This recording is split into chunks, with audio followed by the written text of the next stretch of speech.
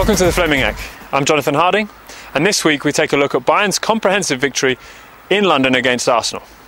3-1 the final score, goals from Toni Kroos, Thomas Müller and Mario Mandzukic, and despite Lucas Podolski's second half strike, it leaves Arsenal all to do in the Allianz in 2 weeks' time. So to the team sheets. There wasn't really any surprise from the Bayern perspective, although you could argue Mario Mandzukic starting was potentially a surprise. Mario Gomez has been Heinkes' go-to man in Europe, but Mandzukic's form is what has given him the start here. Looking at Arsenal, while Theo Walcott did get a starting role in the striker's position, unlike his recent role out wide on the right wing, so Wenger obviously felt that it was pace and not strength that was going to win them the game. Actually, Arsenal failed to do everything that we asked them to do before the game in our preview. And I'm sure Arsene Wenger's sentiment wasn't that far from the one that I said last week. Pressure in the midfield area was non-existent.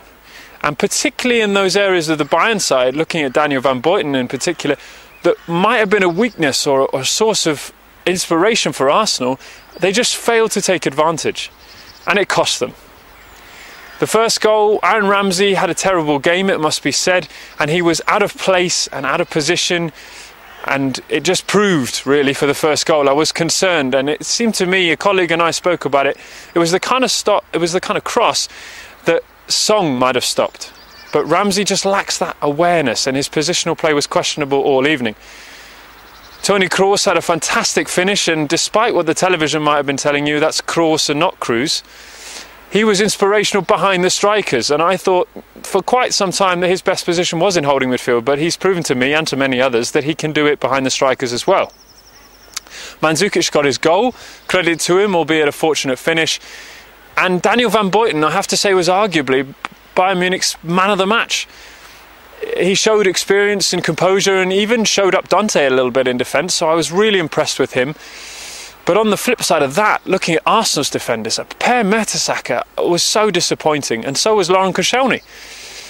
Both of them failed to pick up their markers, and when you watch the goal, the second goal for Bayern Munich, Van Buiten makes a run to the front post. No marking. Mertesacker and Koscielny are right next to each other looking at his run, and they fail to pick him up completely, and it's just very frustrating.